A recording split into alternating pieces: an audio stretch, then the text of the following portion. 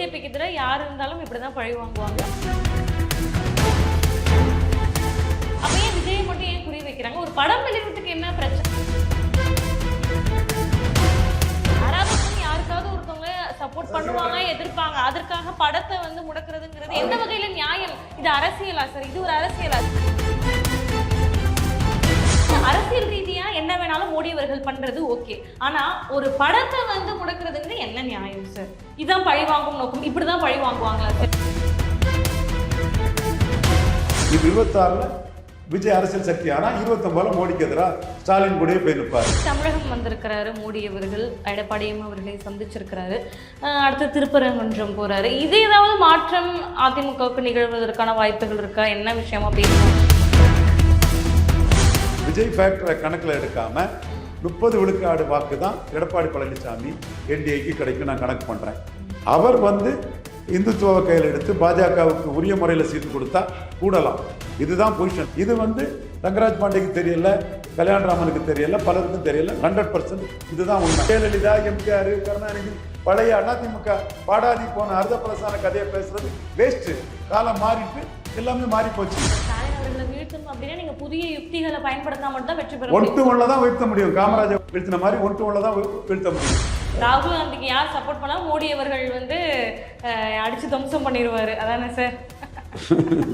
விஜய் அவர்களுடைய personal life பத்தின விஷயங்களுமே பயங்கரமா போயிட்டு இருக்கு. அவரோட பர்சனல் லைஃப் பத்தி நம்ம பெருசா பேச வேணாம் அப்படின்னாலுமே சார்,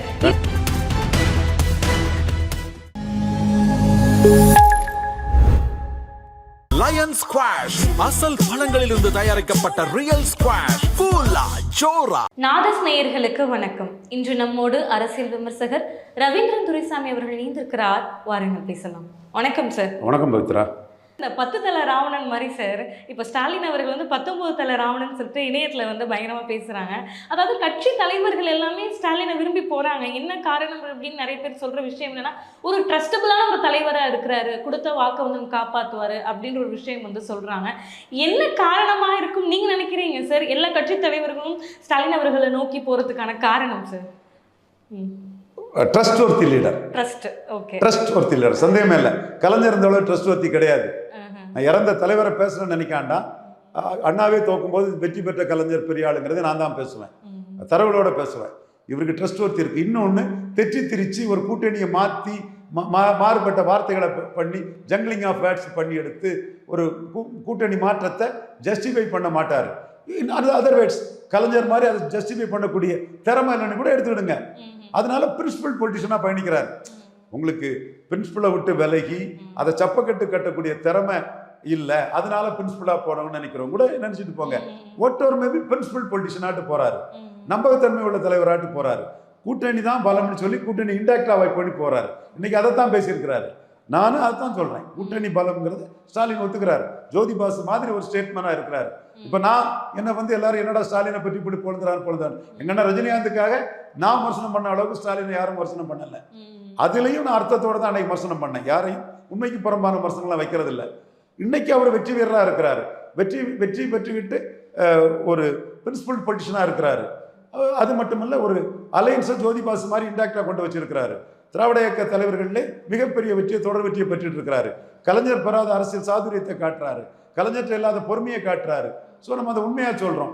அடுத்து தொகுதி பங்கீடு சார். ஸோ இதில் வந்து ஏன்னா போன எலெக்ஷன் அப்பயுமே இந்த காங்கிரஸ் வந்து ஒரு மன திருப்தியாக இல்லை அப்படிங்கிற ஒரு பேச்சுவார்த்தை எல்லாமே அடிபட்டுச்சு. அதே மாதிரியுமே இப்பவுமே அந்த பேச்சுவார்த்தை அடிபட்டது. ஆனால் கடைசியில் வந்து சொல்கிற விஷயம் இல்லை, எங்களுக்கான பேச்சுவார்த்தை ரொம்ப சுமூகமாக தான் போகுது அப்படின்னு வந்து சொல்கிறாங்க. என்ன சொல்லி முதல்வர் அவர்கள் கன்வின்ஸ் பண்ணுறாங்க? இவங்க என்ன காங்கிரஸ் சைட்லேருந்து என்ன எதிர்பார்க்கறது முதல்வர் அவர்கள் கொடுக்குறாரா சீட்டு? அர்த்தமெட்டிக் பலம் வந்து 33 தான் அவங்களுக்கு. தேமுதிகவும் இது ஓபிஎஸ் வந்திருக்காருன்னா கூட இதுவரை நடந்த 3 எலெக்ஷன்லையும் பேசிக் அர்த்தமெட்டிக் 33 தான். 53 வரை போகிறாங்க. காரணம், ஒரு காம்பினேஷன் கெமிஸ்ட்ரியில் 15 to 20% வாக்கு உயருது. அது யாரால என்னன்னு யாருக்கும் தெரியாது. யாரும் வெளியேறினாங்கன்னா தண்ணியிலேருந்து தரையில் விழுந்த மீன் மாதிரி துளிச்சு செத்து போவாங்க. இது சிபிஎம் பாலகிருஷ்ணன் என்கிட்ட சொன்னார். திமுக அணியிலேருந்து யார் வெளியேறினாலும் துடிச்சு செத்து போவாங்க, அவுட்டுன்னு சொல்லுவாங்க. எப்போ யாருனாலும் கூட்டணி கட்சிகள், திமுக பெரிய கட்சி, அதில் சேஃப் ஆயிட்டாங்க. அவங்க 27 வாக்கு 25 விழுக்காடு வாக்கு எடுத்தாங்க. அவங்க சேஃப் ஆயிட்டாங்க. அவங்க யார் போனாலும் அவங்க சேஃப் தான். அவங்க சேஃப் தான். பட் யாரையும் போக விடவும் மாட்டாங்க. அந்த சிச்சுவேஷனில் 33 விழுக்காடு ஸ்ட்ரென்த் உள்ளவங்க 53க்கு வராங்க, 47க்கு வராங்க, 45 தாண்டுறாங்க. அப்போ ஒரு 15 விழுக்காடு வாக்கு வர, சுமார் 15 விழுக்காடு வாக்கு வர காம்பினேஷன் கமிஷனில் கிடைக்குது. இதுக்கு எல்லாருக்கும் பங்களிப்பு இருக்குது. ஸோ இதில் ஒருத்தர் வந்து தனிமைப்பட்டு போனாருன்னா 3 எலெக்ஷனில் ஒன்றா நின்ன காங்கிரஸ் தன்னோட வாக்கில் பாதிக்கு மேலே இங்கே விட்டுக்கிட்டு 2 விழுக்காடு வாக்கு தான் வெளியே போகும். ஸோ இவங்கள 1-1 தான் தோக்கடிக்க முடியும். 57-62 காமராஜ் உயரத்தில் காமராஜ் கட்சியை பிடிச்சி தன்னோட அரசியல் எதிரிகள் நாடிமுத்து பிள்ளை, வல்லத்தரசு, பசுமன் தேவரையா, டிஎஸ் ஆதிமூல நாடாரு, தையல்பாக ஆதித்தன், மடமலை நாயக்கர், கம்பன் கணேசன் செட்டியார், ராஜாஜி போன்றவங்களெல்லாம் தன் அழுத்தம் கொடுத்து வெளியே தள்ளிக்கிட்டு கட்சியை பிடிச்சி 45-47 விழுக்காடு வாக்கோட காமராஜ் பெரிய உயரத்தில் இருந்த மாதிரி காமராஜ் வர்சஸ் அதர்ஸுங்கிற உயரத்தில், அல்லது காமராஜ் ஆன்டி காமராஜ் கூட அதை சொல்லிக்கலாம், உயரத்தில் காமராஜ் இருந்த உயரத்தில் இருந்த மாதிரி ஸ்டாலின் ஒரு கூட்டணியோட 45+ வாக்கோட ஸ்டாலின் வர்சஸ் அதர்ஸ். மற்றவங்கெல்லாம் ஆன்டி கிடையாது. மோடியெல்லாம் முழுக்க ஒன்றும் ஸ்டாலினுக்கு ஆன்டி கிடையாது. காங்கிரஸ் கூட இருக்கக்கூடிய ஸ்டாலினுக்கு தான் மோடி ஆன்டி. ஸோ அந்த பெரிய உயரத்துக்குள்ள ஸ்டாலின் வந்துட்டாருன்னா அந்த காம்பினேஷன் கெமிஸ்ட்ரி தான். இந்த காம்பினேஷன்லேருந்து யார் வெளியே போனாலும் அடிபட்டு போவாங்க. ஸோ இந்த காம்பினேஷன் அடிக்கணும்னா 1-1 தான் அடிக்க முடியும். நான் மோடிக்கிட்டே அதை தான் சொல்கிறேன், மோடிஜிக்கிட்டே அதை தான் சொல்கிறேன். 1-1 தான் ஸ்டாலினை தோக்கடிக்க முடியும். அதுலேயும் அவர் கம்ஃபர்டபுள் பொசிஷனில் வெற்றி பெற்ற அணி கூட தேமுதிக, ஓபிஎஸ், மனோஜ் பாண்டியன், தென் வைத்தியலிங்கம்னு ஓபிஎஸ் பெரிய பிரைஸ் கேட்ச் அவர் கொண்டு போய் சேர்த்துக்கிட்டே போறாரு. அப்போ இந்த இடத்துக்குள்ள ஸ்டாலினை தோக்கடிக்கணும்னா 67 காமராஜை தோக்கடிச்ச மாதிரி 1-1 கொண்டு வந்து தான் அட்டம் பண்ண முடியும். இதுதான் உண்மையான நிலைமை. நீங்க ஜெயலலிதா, எம்ஜிஆர், கருணாநிதி, பழைய அதிமுக பாடாதி போன அர்த்த பழசான கதையை பேசுறது வேஸ்ட். காலம் மாறிட்டு எல்லாமே மாறி போச்சு. இப்போ ஆதவர்ஜனா ரெட்டிகாருக்கும் சொல்றேன், ஜோசப் விஜய்க்கும் சொல்றேன், கலைஞரை விட ஸ்டாலின் உயர்ந்துட்டாரு. கலைஞருக்குள்ள எதிர்ப்பு ஸ்டாலினுக்கு இல்லை. நீங்க இதை தெரியாம கிணற்று தவளையா இருட்டில் இருக்கிறீங்க.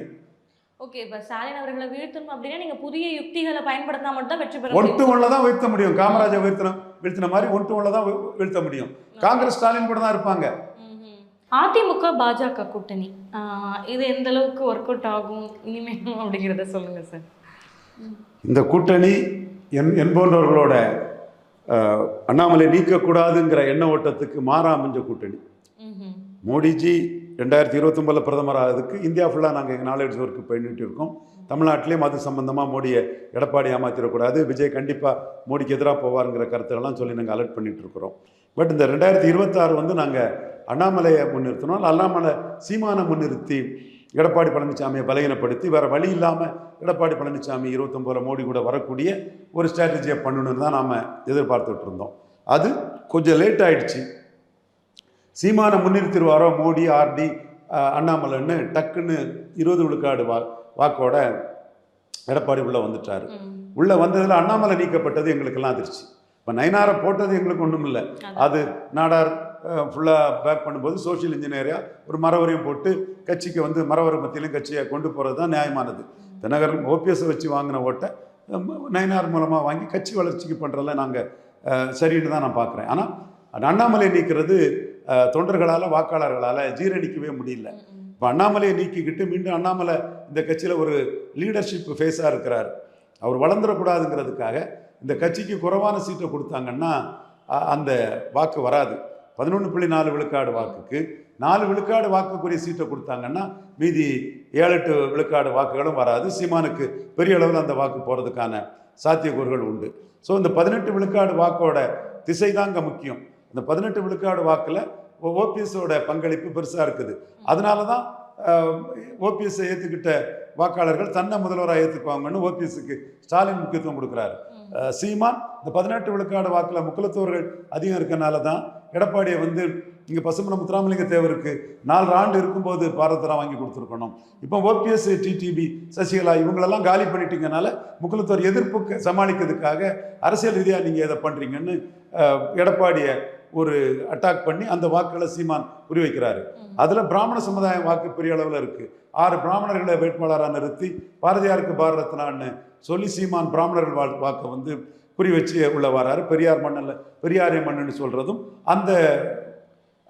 அந்த வியூகத்தில் ஒரு அங்கம்தான். திமுக வேண்டாம் அதிமுக வேண்டாங்கிற வாக்குகள் இதில் நிறைய இருக்குது. இந்துத்துவா திராவிடத்துக்கிட்ட விழுந்த பிறகு சீமான் தான் நான் தான் அதில் தெளிவாக இருக்கேன்னு சீமான் அதுலேயும் இந்த வாக்கை குறி வச்சு வராரு. இப்படி யாதவர்கள் வாக்குனாலும் சரி, தாளக்கடப்பாறை தற்காப்பதை தர்மம் என்ற அடிப்படையிலையும், ஒரே குட்டையில் உரிய மட்டைகள் என்ற அடிப்படையிலும் இந்த நாடார்கள் வாக்கானாலும் சரி, 18 விழுக்காடில் யார் யார் வாக்கு இருக்குது, அதை எப்படி எப்படி நம்ம கையகப்படுத்த முடியும்னு சீமான் அரசியல் பண்ணுறாரு, ஸ்டாலின் அரசியல் பண்ணுறாரு. இந்த சூழ்நிலையில் இந்த வாக்கு டிரான்ஸ்ஃபர் பரிமாற்றம் கரெக்டாக இருக்கணும்னா எடப்பாடி ஒரு 50 சீட்டுக்கு மேலே தாமரைக்கு கொடுத்து இந்துத்துவா இதை முன்னெடுத்து போனால் ஓரளவு அந்த 18 விழுக்காடு ஓட்டில் உள்ள வாக்கில் கணிசமான வாக்கு வந்து எடப்பாடி பழனிசாமிக்கு வரும். இப்போ என்னோட கணக்குப்படி விஜய்க்கு ஃபேக்டரை தள்ளிட்டு, விஜய் ஃபேக்டரை தள்ளி வச்சுக்கிட்டு எடப்பாடிக்கு 30 விழுக்காடு வாக்கு தான் எடப்பாடி தலைமை கிடைக்கும்னு நான் கணக்கு பண்ணுறேன்.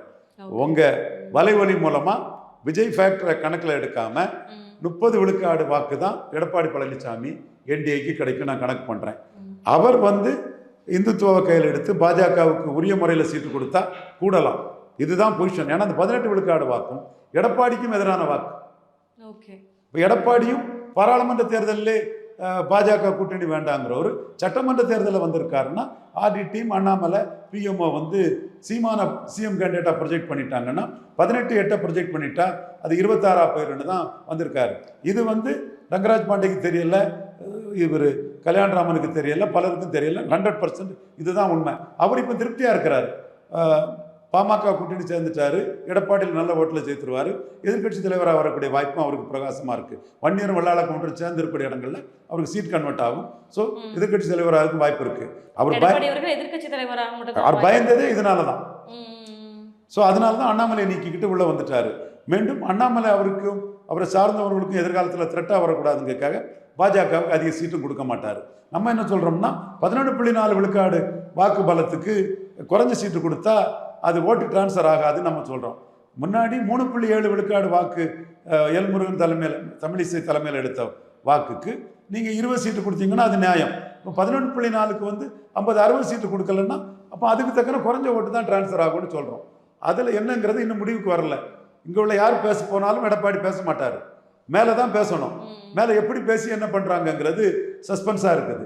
நான் மேலே தெளிவாக சொல்லிட்டேன், 30 விழுக்காடு தான் வரும். உரிய சீட்டு தந்து இந்துத்துவா கையில் எடுத்தால் 35 விழுக்காடு வரும். இப்போ அவங்களும் அதை என்டால்ஸ் பண்ணுறாங்க. நீங்கள் தான் கரெக்டாக சொன்னீங்க, பார்லிமெண்ட் எலெக்ஷனில் 48 விழுக்காடு ஓட்டு திமுக அணி வந்துடுவாங்க, 35 சீட்டுக்கு மேலே ஜெயித்துருன்னு சொன்னீங்க. மோடி நன்மைக்காக கரெக்டாக பேசக்கூடியவராக இருக்கிறீங்க, பொய்யும் பரட்டுமா சொல்லி ஏமாத்து வேலையை பார்க்கலங்கிறத அவங்க நம்புகிறாங்க. நான் சொல்கிற கருத்து இப்போ அவங்க வந்து அந்த வாக்கு வீதம் 30-35 ஆகணும்னா இந்துத்துவாவில் இந்த அரசியலை கொண்டு வரணும், பாஜகவுக்குள்ள சீட்டை கூட்டணும். எடப்பாடி அதுக்கு சம்மதிக்கிறாராங்கிறது தெரியல. அவரும் ரொம்ப ரஃப் அண்ட் டஃப்பான பார்க்கையினர். அது எப்படி வருங்கிறது பற்றி ஒரு முடிவு இல்லாமல் நான் சொல்லி மாட்டிக்கிறதுக்கு நானும் தயாரில்லை. தமிழகம் வந்திருக்கிறாரு மோடி அவர்கள், எடப்பாடியும் அவர்களை சந்திச்சிருக்கிறாரு, அடுத்து திருப்பரங்குன்றம் போறாரு. இது ஏதாவது மாற்றம் அதிமுகவுக்கு நிகழ்வதற்கான வாய்ப்புகள் இருக்கா? என்ன விஷயமா பேசுவாங்க சார்? சீட் ஷேரிங் தான் முக்கியம். அது எப்படி அதை வச்சு தான் நடக்கும். ஒரு ஒன்லி சீட் ஷேரிங் மட்டும். நீங்க குறைஞ்ச சீட்டு கொடுத்தீங்கன்னா பாஜக வச்சு ஓட்டு வரல, அந்த ஓட்டு சீமானுக்கு போகுது. அது திமுக அதிமுக வேண்டாங்கிற ஓட்டு. அந்த நிலைப்பாட்டில் சீமான் தான் உறுதியாக இருக்கிறாரு. கொஞ்சம் கூட பெசரு தட்டாமல் தனிச்சுங்கிறத 234 போட்டு போகிறாரு. வேறு யாருக்கும் இந்த கிளாரிட்டி இல்லை. ஸோ கிளாரிட்டியோட இருக்கக்கூடிய அவருக்கே இந்த ஓட்டு போட்டுட்டு தான் வாய்ப்பு உண்டு. ஏன்னா ஆர்கே நகரில் தமிழிசை தலைமையில் உள்ள பாஜக அவர் மட்டும் காரணம் இல்லை, நோட்டா கீழே போனதுனால தான் தமிழிசை எழும்புது. ஈரோடு கிழக்கில் என்டிஏ நிற்காதனால தான், விக்கிரவாண்டியில் நின்று என்டிஏ ஈரோடு கிழக்கில் நிற்காதனால தான் தமிழ் தேசியம் மேலே எழுப்பி வருது. அந்த களம் ஸ்டாலினா சீமானாணி வருது, பெரியார் மண்ணா பெரியாரா மண்ணாணி வருது, திராவிடமா தமிழ் தேசியமானி வருது. அதுதான் கள அரசியல். இதனால தான் துக்களுக்கு இதையெல்லாம் நான் நக்கல் அடிக்கிறேன். கள அரசியலை விட்டுட்டு ஏன் ஏட்டு சுரக்கா கருத்து கணிப்பிட்டு திரிறீங்க? உங்களுக்கு வேற வேலை இல்லையா? 2021 இப்படி தானே ஒரு கோஷ்டி திரிஞ்சிச்சு. தினகரனுக்கு 8%, கமலஹாசனுக்கு 6%. நீங்கள் தனிச்சு போட்டுட்டு சீமான் 6.58 வந்தார். தினகரன் கமலஹாசன் சேர்ந்து 5% வரல. ஸோ கள அரசியல் இருந்து வாங்கய்யா. உங்கள் கற்பனை அரசியலையும் ஏட்டு சுரக்க அரசியலையும் காகிதப்புள்ளி அரசியலையும் துக்குளுக்கு இந்தியா துறதிக்கு போடு, பாண்டிய துறதிக்கு போடுன்னு வாங்கி அடிச்சுட்டு இருக்கேன் நான். ஸோ இந்த இடத்துக்குள்ள என்டிஏ பண்ணது தவறு. விக்கிரவாண்டியில் நின்றுட்டு ஈரோடு கிழக்கில் நிற்காது தவறு. அப்போ அந்த ஸ்பேஸுக்கு திமுக வேண்டாம், அதிமுக வேண்டாம், ஒரே குட்டையில் உரிய மட்டைங்கிறதுக்கு 234 போட்டுக்கிட்டு early bird will catch the play Seeman நிற்கிறாரு. விக்கிரவாண்டியில் ஈரோடு கிழக்குலையும் களத்தை விட்டு போடாமல் தெளிவாக நிற்கிறாருன்னு சொல்லும்போது இந்த இடத்துக்குள்ளேயும் இந்துத்துவா சக்தி வந்து கேரளாவில் தனிச்சு நின்று ஏறி போயிட்டு இருக்க மாதிரி இங்கே தனிச்சு நிற்காம திராவிடத்துக்கிட்ட சரண்டர் ஆனதில் சீமானுக்கு எமர்ஜென்சி வருது. அண்ணாமலை அடித்ததில் சீமானுக்கு எமர்ஜென்சி வருது. ஈரோடு கிழக்கில் நிற்காததில் சீமானுக்கு எமர்ஜென்சி வருது. நான் களத்தில் இருந்து உண்மை நிலைமையை சொல்கிறேன் இதில். Okay sir. கடந்த கொஞ்ச நாட்களாக அந்த அரசியலில் ட்விஸ்ட் மேலே ட்விஸ்ட் நடந்துட்டு தான் இருக்குது. ஒரு பக்கம் ஓபிஎஸ் அவர்கள் திமுக இணைந்ததாக இருக்கட்டும், இன்னொரு பக்கம் வந்து விஜய் அவர்களுடைய பர்சனல் லைஃப் பற்றின விஷயங்களுமே பயங்கரமாக போயிட்டுருக்கு. அவரோட பர்சனல் லைஃப் பற்றி நம்ம பெருசாக பேச வேணாம் அப்படின்னாலுமே சார் வேண்டாம் தேவையில்லை நமக்கு. சரி சார், பர்சனல் லைஃப் பற்றி நீங்கள் பேச வேணாம் அப்படின்னு சொல்லிட்டீங்க. அதாவது விஜய் அவர்கள் பற்றி பேச வேண்டாம், அதுக்கு நியாயம் இல்லை. Okay sir. ஜனநாயகம் படம் சார் எப்போ சார் ரிலீஸ் ஆகும்? அவங்களுடைய ரசிகர்களாக இருக்கட்டும், நிறைய பேர் வந்து அந்த படத்துக்காக ரொம்பவே ஆவலாக வெயிட் பண்ணுறாங்க. பட் இன்னுமே ரிலீஸ் ஆகலை. திரும்ப திரும்ப சொல்கிறேன், சகோதரர் ஜோசப் விஜய் ஜான் ஆரோக்கியசாமியோட தவறான ஆலோசனையில் சர்வ வல்லமை படைச்சவன், இழக்கிறதுக்கு எதுவும் இல்லைன்னு தமிழ்நாட்டில் இருக்கக்கூடியவன், கொஞ்சம் விளையாடக்கூடாது, அடித்து தள்ளிடுவாப்புலன்னு வான் பண்ணிக்கிட்டே இருந்தேன். நீங்கள் கட்சி ஆரம்பிக்கும் போது சீமான் மாதிரி திமுகவும் அண்ணா திமுகவும் காங்கிரஸ் பாஜகவின் ஊதுவலர்கள், ஒட்டுண்டிகள், தொங்கு சதைகள், காவிரி, கச்சத்தீவு, முல்லைப்பிரிவாறு எல்லாத்தையும் காலி பண்ணிட்டீங்க. நான் தான் எல்லாத்தையும் சரி பண்ணுறேன், மற்ற எல்லா கட்சியும் தப்பு, நான் தான் சரின்னு எல்லாத்தையும் சேர்த்து பிடிச்சி அடிச்சு வந்தால் தப்பே இல்லை. நீங்கள் வரும்போதே என்ன பண்ணீங்கன்னா, ராகுல் காந்திக்கு ஒரு ஆளாட்டு, ராகுல் காந்திக்கு ஒரு ஊதுகுழலா ஒட்டுண்ணியா தொங்கு சதையாட்டு, இந்த நாட்டின் மானத்தை, ஆர்எஸ்எஸ்ஸின் மானத்தை, இப்போ ஆர்எஸ்எஸ்க்கெல்லாம் நாங்கள் கடமைப்பட்ட இந்து நாடார் சமூகத்தை சேர்ந்தவன். விஜயதசமி விழாவில் எங்கள் ஐயா இந்துக்களின் தந்தை தாளிங்க நாடாருக்கு சிறப்பு அழைப்பாளராக ஆர்எஸ்எஸில் கொடுத்தாங்க. அதே மாதிரி பெரிய இண்டஸ்ட்ரியலிஸ்ட் HCL சிவநாடாருக்கு கொடுத்தாங்க. எங்கள் பகுதியில் எங்கள் வளர்ச்சி, எங்கள் தன்னம்பிக்கை, எங்கள் நிமிர்வு, எங்கள் பாதுகாப்பு எல்லாத்துக்குமே ஆர்எஸ்எஸ் இயக்கம் பெரிய உதவி பண்ணியிருக்கு. நாங்கள் ஆர்எஸ்எஸ்க்கு நன்றி கடன் பட்டவங்க. எங்கள் சமூகத்தை சேர்ந்த நிறைவங்க ஆர்எஸ்எஸில் ஃபுட் சோல்ஜர்ஸாக இருக்காங்க, பெரிய பதவிகள்லையும் இருக்கிறாங்க. ஸோ இந்த இயக்கத்தோட மானத்தை காப்பாற்றினது மோடி. அப்போ எங்களுக்கு அந்த உணர்வு இருக்கும். இந்துக்களின் மானத்தை காப்பாற்றினது மோடி, பாஜகவின் மானத்தை காப்பாற்றினது மோடி, இந்தியர்களின் மானத்தை காப்பாற்றினது மோடி. 3வது முறை சோனியா பிரதமரானா ஆர்எஸ்எஸ்க்கு நேஷன் தேரி என்ன ஆகும்? பிரதமர் ஆகல, பிரதமர் ஆட்டி படைக்கக்கூடியவர் ஆனார்னா ஆர்எஸ்எஸ்க்கு நேஷன் தேரி என்ன ஆகும்? ஸோ அந்த இடத்துக்குள்ள மோடி மீது நாங்கள் அந்த அளவுக்கு நாட்டின் மானத்தை காப்பாற்றினவர்னு நினைக்கிறோம். நீ கொள்கை எதிரி, பாசிச பாஜக, என்ன தீய சக்தின்னு அசால்ட்டாக பேசிட்டு பேசு, தப்பு இல்லை. அதே அளவுகோல்ல போபல்ஸ் ஊழல் பண்ணின, எமர்ஜென்சி கொண்டது நாட்டை கெடுத்த, எல்லா ஊழலுக்கும் ஊட்டுக்கண்ணா இருந்த, தமிழர் நலனை கெடுத்த, இன அழிப்பை ஈழத்தில் பண்ணின இந்திரா காந்தி குடும்பத்தையும் ஏசி பண்ணினீன்னா அது நீ வளர்றதுக்கு வாரன்னு இருக்கும். நீ ராகுல் காந்தியை வாழ வைக்கிறதுக்கு வார, மோடி அழிக்கிறதுக்கு வார. 29ல் ராகுல் காந்தி கூட சேர்ந்து மோடிக்கு எதிராக, மோடிக்கு கேரளாவில் 5 சீட்டு எதிர்பார்க்கும், தமிழ்நாட்டில் அதிகம் எதிர்பார்க்கல, நியர்லி ஒரு 20 சீட்டு எதிர்பார்க்கும். இந்த 25 சீட்டையும் காலி பண்ணுறதுக்கு ஒரு பெரிய இன்டர்நேஷ்னல் சதியோடு நீ உள்ள வர. அந்த இடத்துக்குள்ள தான் 26ல் மோடி, 26ல் விஜய் அரசியல் சக்தி ஆனால் 29ல் மோடிக்கு எதிராக ஸ்டாலின் கூடயே போய் நிற்பார்.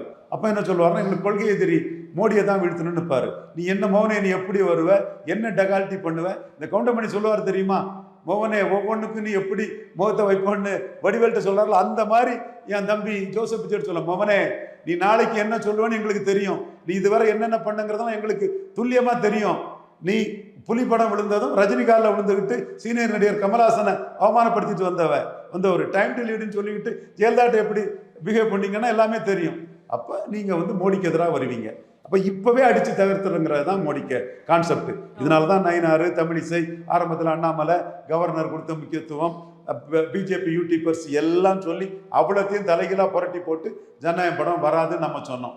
8ஆம் தேதி நியூஸ் 18ல் டிக்ளேர் பண்ணோம்.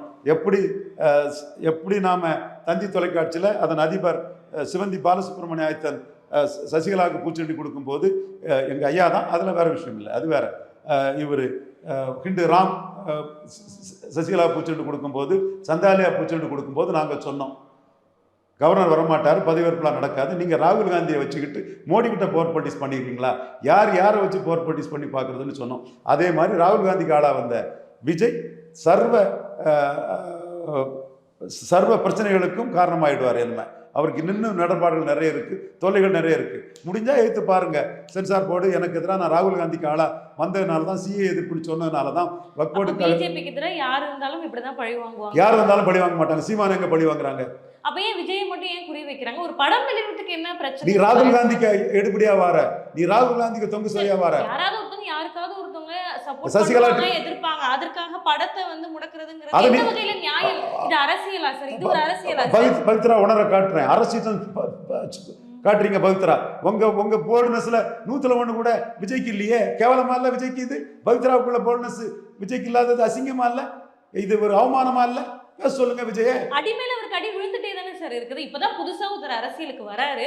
வரும்போது ஒவ்வொரு விஷயமா தான் கத்துட்டு தான் சார் வர முடியும். எடுத்தோடனே யாருமே வந்து பெர்ஃபெக்ட்டா பண்ண நான் இறக்கம் காட்டி நாளைக்கு அவர் வந்து ராகுல் காந்தி தான் பிரதமர்னு சொல்லுவாரு.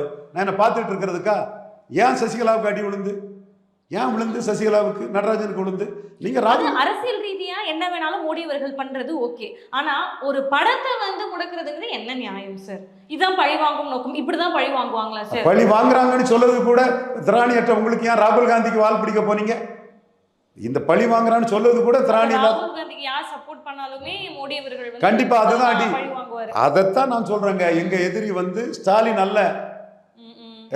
தம்பி ரங்கராஜ் பாண்டே, தம்பி கல்யாணராமன், மோடிக்கு எதிரி ஸ்டாலின் அல்ல, ராகுல் காந்தி தான். இதனால தான் சத்ரியன் குருமூர்த்தி சாக்கடை ஜலம்னாலும் வீடு தீப்பெட்டி எரியும் போது அதை கொண்டு அணைக்கணும்னு சொல்லும்போது மோடிஜியின் பிளிஸ் அலையன்ஸில் சசிகலா அம்மையார் வர முடியாது. என்ன ரெஸ்பெக்ட் சசிகலா, அவங்க ஸ்டேச்சரை மதிக்கிறேன். ஜெயலலிதாவின் உயிர் தோழி, அவங்கள என்னைக்கு நான் குறைச்சி பேசினதில்ல, தரக்குறைவாக பேசினதில்ல. அதே மாதிரி தம்பி ஜோசப் விஜயும் நான் வந்து தனிப்பட்ட முறையில் தம்பியை பற்றி ஒரு வார்த்தை நான் பேச மாட்டேன், அது எனக்கு தேவையில்லை. பட் நீங்கள் அரசியல் ரீதியாக ராகுல் காந்திக்கு ஆட்களாக வரும்போது மோடி அடிச்சு தான் தீர்வார்.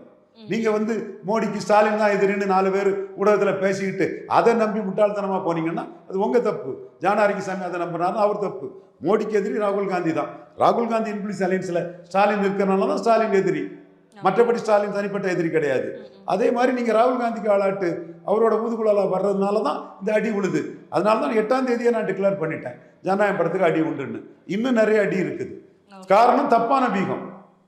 நீங்க கேட்குற உங்க சீற்றத்துல நியாயம் இருக்குது. நீங்க தப்பான விதத்துல வந்துட்டீங்க. சீமானு தான் இருக்கிறாரு, என்னைய ரேடு வந்தது. பட் சீமான்கிட்ட ஒரு நியாயம் இருக்குது. இனத்தை அழிச்ச காங்கிரஸையும் அடிக்கிறாரு, மனித குலத்துக்கு எதிரின்னு பாஜகவும் அடிக்கிறாரு. அப்ப என்ன பார்ப்பாரு? அவர் வளர்றாரு, வளர்றதுக்கு வாராரு, எல்லாத்தையும் திட்டுறாரு. நம்ம எதிரிக்க நண்பர் இல்லை. அப்போ எதிரிக்க நண்பன் எனக்கும் எதிரி தான். விஜய் எதிரி அல்ல. ராகுல் காந்திக்கு, சோனியா மகனுக்கு, ராகுல் காந்திக்கு யார் சப்போர்ட் பண்ணா மோடி அவர்கள் வந்து அடிச்சு துவம்சம் பண்ணிடுவாரு. அதானே சார்? ஓகே சார், நிறைய கேள்விகளுக்கு ரொம்ப தெளிவான விளக்கம் கொடுத்திருக்கீங்க. ரொம்ப நன்றி சார். நன்றி பவித்ரா. மேலும் வேறொரு வீடியோவில் சந்திக்கிறேன். அதுவரை விடைபெறுவது பவித்ரா முருகேசன்.